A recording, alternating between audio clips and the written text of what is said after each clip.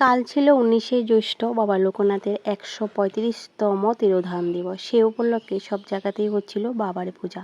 আমি শুনেছি বাবা ভোলেনাথের আর একটা রূপ নাকি লোকনাথ বাবা। আজ তো মঙ্গলবারও ছিল, হনুমানজির দিন, সে কারণে পড়ে নিচ্ছিলাম হনুমান চালিসা।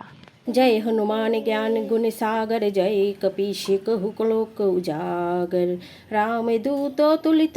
তো আমি এখন রেডি হয়ে নিছি, এখন যাবো আমরা পাড়ার মধ্যে পুজো হইতেছে, লোকনাথ বাবার পূজা। তো এখানে যাবো, ধূপ দ্বীপ জ্বালাই দিব বাবার চরণে।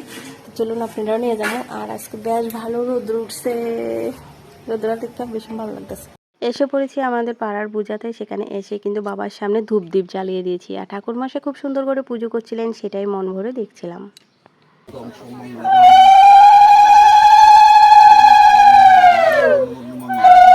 সবসময় তো আপনজনদের জন্যই প্রার্থনা করি ভগবানের কাছে। এবার কিন্তু বাবা লোকনাথের কাছে শত্রুদের জন্য প্রার্থনা করেছি, যারা আমাকে একদমই সহ্য করতে পারে না, একদমই দেখতে পারে না, তাদেরকেও যেন বাবা লোকনাথ ভালো রাখেন।